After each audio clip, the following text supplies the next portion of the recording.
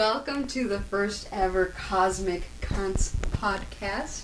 Here we are. I am Mo. I am an artist, a wife, a mother, Reiki master, intuitive tarologist, and a bitch in between. Wow, you really just went into that. I was not ready. Dang. Okay. I got excited. I love it. So official. I'm Liz. I don't know how to follow that introduction. I am a theater kid, artist, dancer, actor, writer, Reiki, yoga, bitch, just bitch. There we go. We are Cosmic Cunts. Yeah. Yeah. And you're probably picking up all these other sounds of life around us. Here's the thing. We're aiming to do this as authentically as possible. We're just going to keep shit real. And so a lot of the shit that you're going to hear is tiny womb fruit screaming and going bullshit. Just sounds of life, because life happens, and it goes on around you whether you like it or not. Yeah. Yeah, and we're just here to fucking flow. We're leaning into flow. We were just discussing how we're really allowing the trajectory of our lives to be guided by honoring ourselves. This is our holistic, spiritual approach to really surviving and thriving and finding ourselves. Everybody really feels like they're focused on finding their purpose. We just want to find ourselves. I actually just had a talk with one of my former coworkers the other day about just not searching for things externally and actually just like sitting and having to like feel things and the whole process of rediscovering the inner child. And it really made me realize that that's pretty much just the whole purpose of life, is just sitting and feeling shit. It's just sitting and feeling shit, and that's all being grounded, being present. So many times, you're right, we're seeking outside validation, outside satisfaction, outside stimuli, and we're really not just losing touch with ourselves, avoiding being with ourselves, we're also just losing touch to spirit. And Mother Earth. Think of all the possibilities that we could be living in, all the different timelines, it's an endless number of possibilities. We could be roaming in the grass, picking berries and shit. Oh yeah, we 100% are our own biggest enemies. Like, my brain, my anxiety, all the bullshit my mind comes up with that it's been taught and conditioned to believe is all that holds me back in life. Like, exactly. It's insane to me. Once I started like doing shrooms regularly, like, it has been a game changer to how much bullshit I have let myself believe. It's ridiculous. It's honestly, I'm no longer okay with being somebody else's fucking puppet. Yeah. Literally, yeah. I feel like we've just been like toys or like a game for politicians and all the people in charge to just kind of like laugh at. Like, we really are just a big science experiment. We really are. We are, and we're expendable, and none of us matter to people in power. Yeah. But we matter so much to each other, and if there's more of us than them, we have the power. The collective has the power. Like, and yet we yield it. We give it up. We choose to put our faith and all of our trust into random people based off of what they say. Yeah. And we're not, like, tuning into the energy. Like, we'd be all so much more connected if we just sat and understood the energy. Some people, like, especially, like, as we know, if you're from a narcissistic relationship, whether it's with abusive partners or family, childhood trauma, we have this pattern of not bringing a true awareness to ourselves because we're seeing ourselves constantly from somebody else's perspective, somebody else's lens. And they've tried to fit us into these molds in which there is absolutely no room for us. How did we then find the pieces of ourselves that make up our true cookie?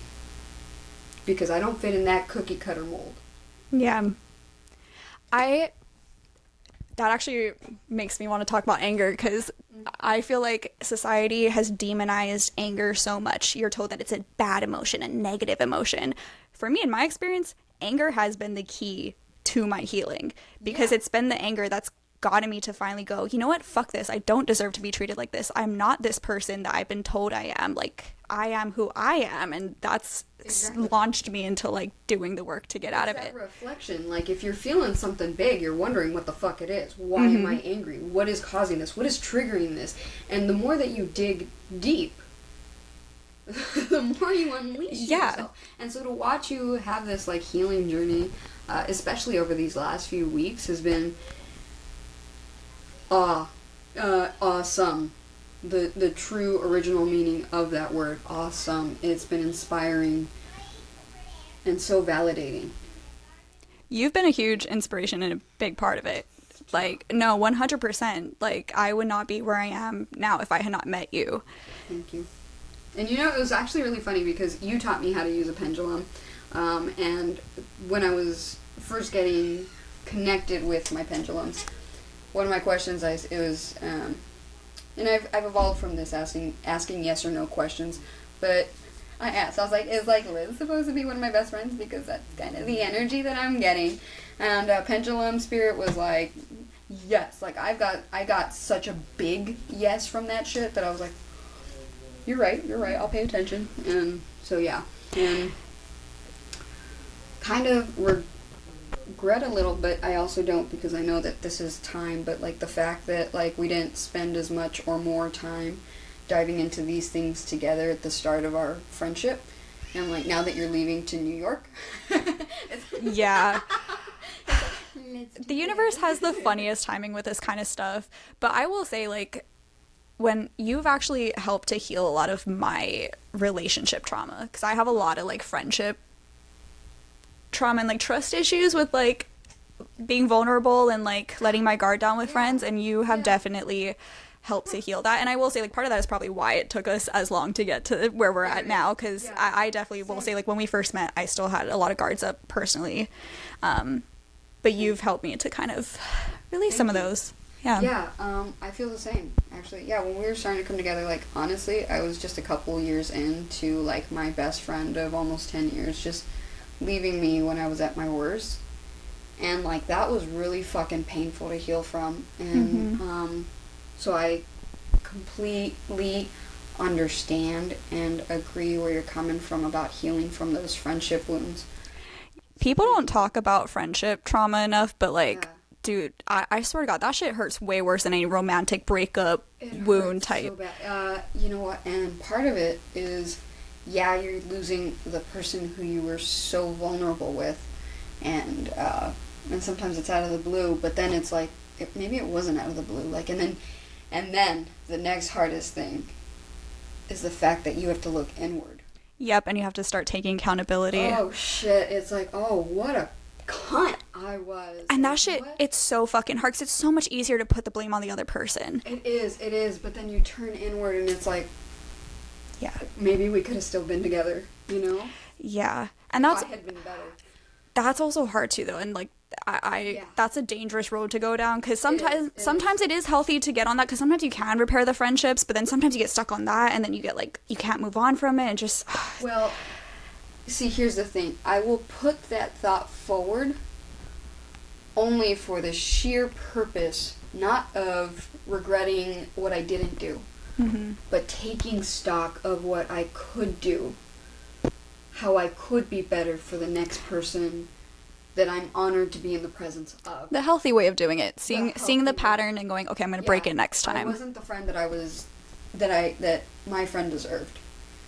I wasn't the person that I deserved. But now I know that. And I can be that going forward.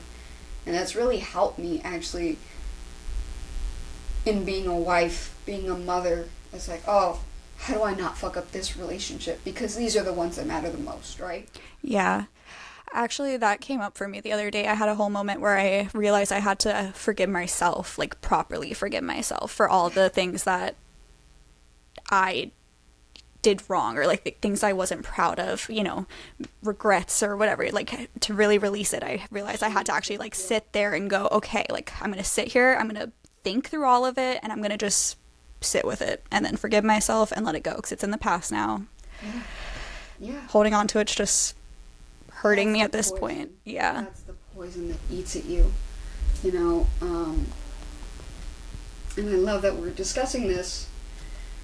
Here's the full moon. We were just talking about how releasing these full moons are. Oh man. And I discussed this a little bit in a tarot read, I think it was yesterday. We're releasing because here comes a very powerful new moon for a lot of us, right? When we're coming out of eclipse season too, so we're releasing everything that we've had to deal with and confront. Yeah. It's a purging because here comes manifesting season. Like, it was powerful. A lot of us were feeling that shit, right? Retrograde eclipse, new moon in Aries. Dear God, like, we really went through it. We went through the ringer, and we're not done. No, this is just the beginning. People forget Aries is the start of the new year. Like, and that was the fire energy. I feel like now that we're in Taurus season, it's going to be a little calmer, but yeah, I don't feel Taurus also is going to still put us through some work, because... And that's a stubborn, unrelenting energy that is also very healing. It brings us really to awareness with ourselves, but it's not really gentle. No, I mean, yeah, it's a very stubborn, like, you're gonna go where I want you, or I'm gonna put you there. Like, you know, you can't really fight it. Because I know I'm right. Yeah, I mean, it is a fixed sign. Yeah, Taurus is the fix, so you can't fight them. There's just no fucking winning. But that's the point. That is the winning, right? I actually just realized too, since North Node's in Aries, the Taurus I feel like it's just gonna be pushing still more towards that Aries energy. Like, we're not done with it. It's gonna be fun. Tectonic plates just shifting us upward. We're getting to that Mount Everest peak point. It really feels like. I feel like this whole year, I mean, numerology, I think this year's an 8-year, and it definitely, like, that transformative death energy, like, it is prevalent. It is. If somebody was telling me, I think we were talking about how it feels kind of like Moldavite-y, like... Yeah, it's very high energy, it's very intense, and, like, if you ride that wave the way it's meant to be ridden... Then you're good. It's fucking...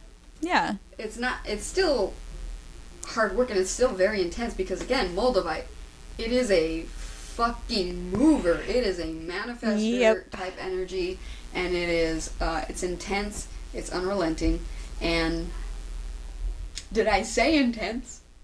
It's the Holy Grail, right? Holy Grail stone. It really is. So I thank you. Thank you for being here for me. Thanks for sharing space with me, and to anybody who's listening, like, thanks for holding space for us. Thanks for the energy exchange that we're having. This vulnerability, it's really hard. Yeah. But it's so fucking healing.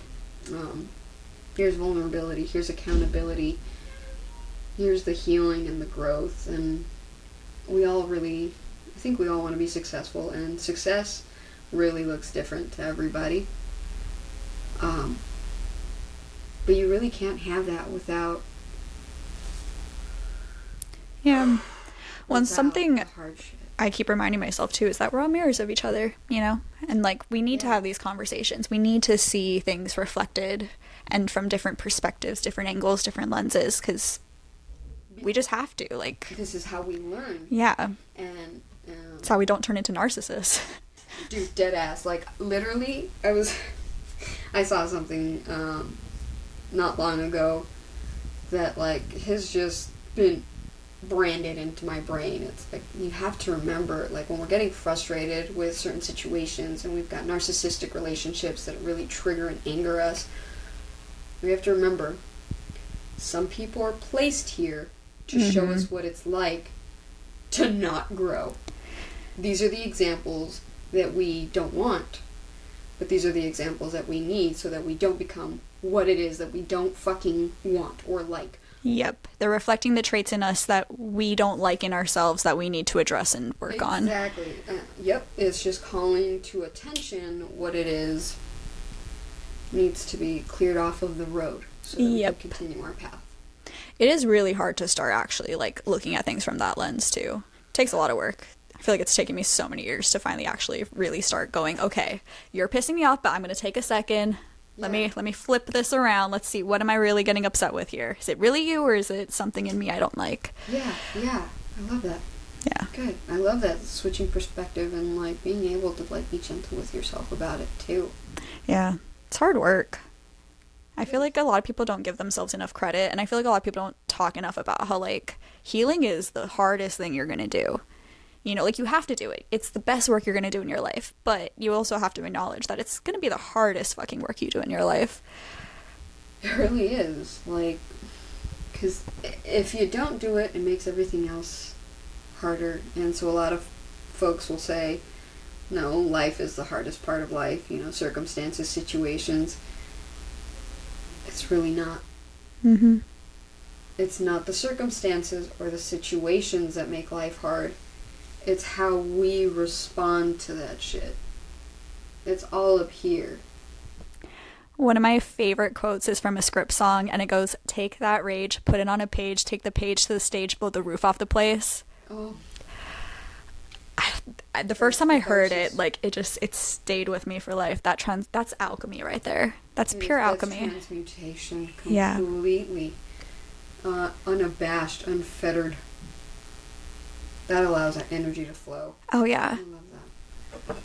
Love. Yeah. I'm gonna... No, that one always stays with me. And it sounds so simple.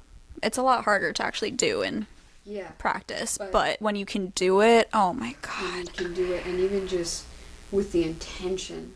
Mm-hmm.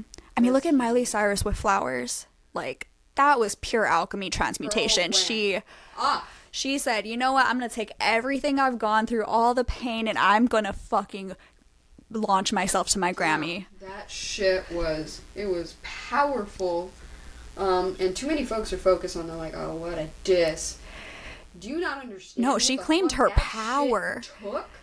Exactly. She's glowing since she released it.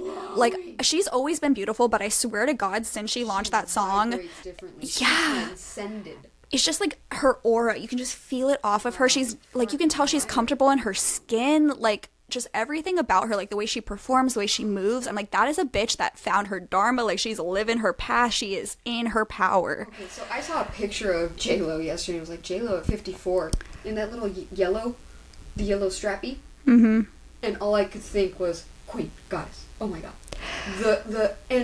And yes, it's all I saw in that picture, although intense, I saw a glowing ass sacral chakra. I was like she was just like, I felt an alignment between her heart, her sacral, her solar plex, sacral, and root. Like, all of it. It was just like, the aura matched the dress. The energy matched.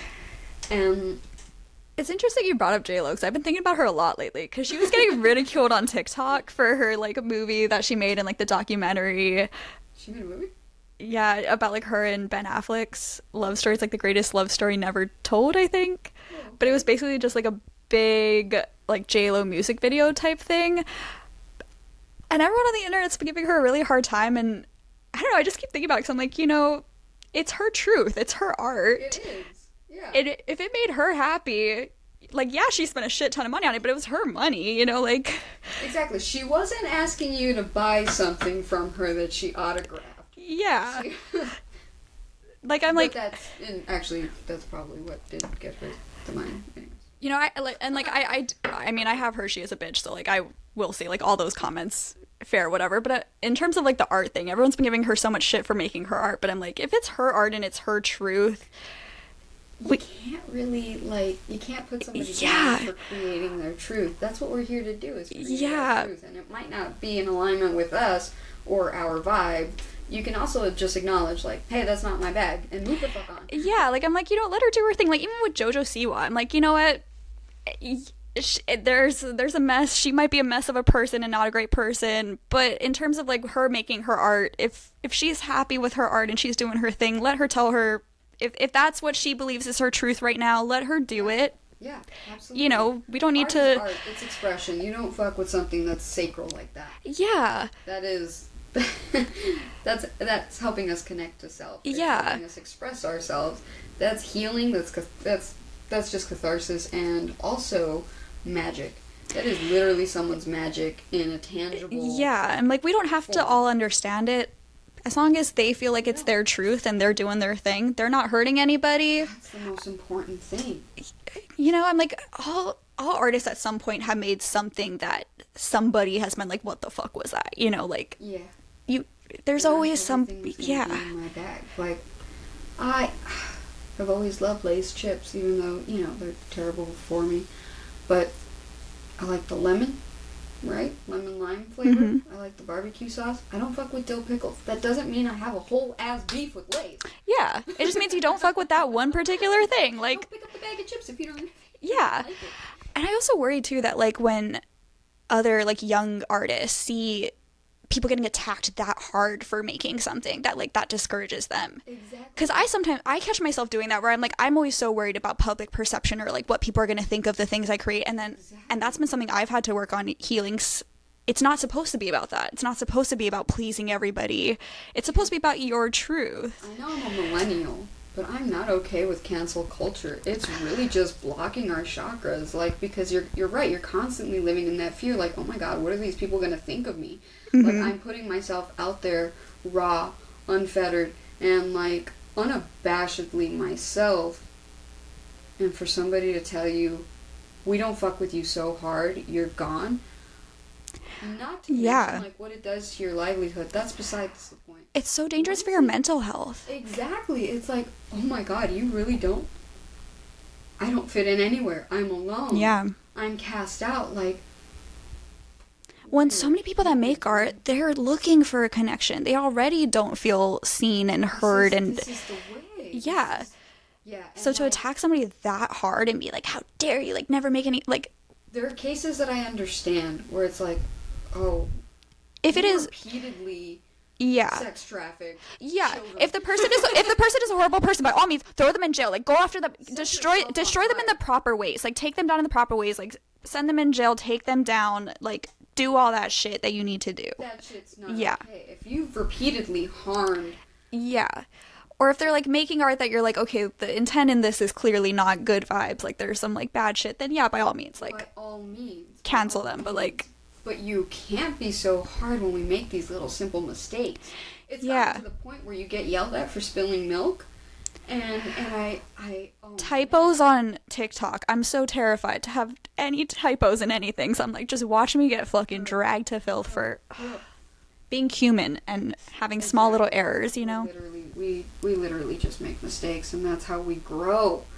You have to let me grow, because if I'm not making mistakes, I'm not fucking growing, and then what kind of society do we live in? The one that we live in now? Yeah. And I'm like, there's a way to call people out and have it be helpful and productive versus... outright judgment and criticism. Yeah. And I feel like a lot of people forget that like, tone... way you say things, like, that really makes a difference. It really makes a difference. And the way that you don't say things, too. Mm-hmm.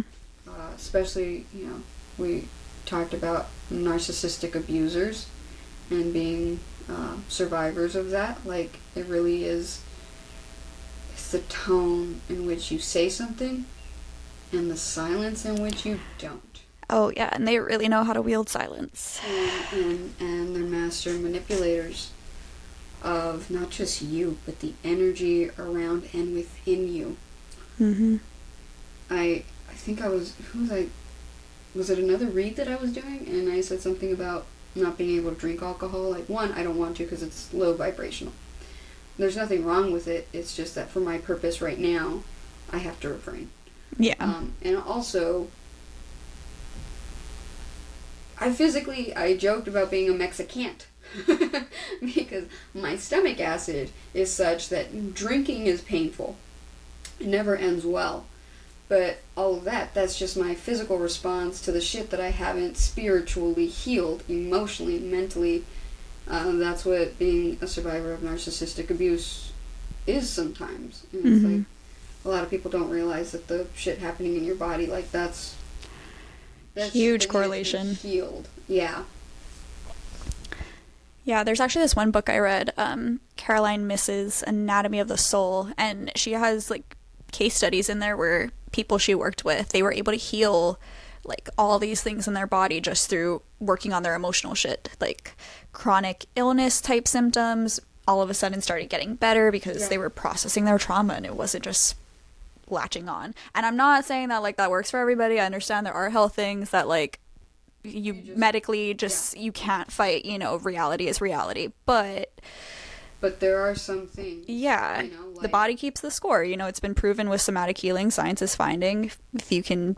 I've seen this thing about I don't even want to say it because what if it's wrong, but spinal energetics. I forget the founder's name. Yeah, I've seen the videos where they're like pulling the energy out and like the people are like basically like twitching and and it's like a type of hypnosis and also an energy release, and I'm here for it. Like, I've been looking at it, it's like, no, there's so much truth to it. There's been times that I've been on shrooms and I'll literally just start naturally doing kind of like weird spine movements that I'm sure if anyone were to see me, they'd be like, holy shit, this girl's like possessed, like call somebody up, put her in a psych ward, like exorcist, like let's go, she is not okay.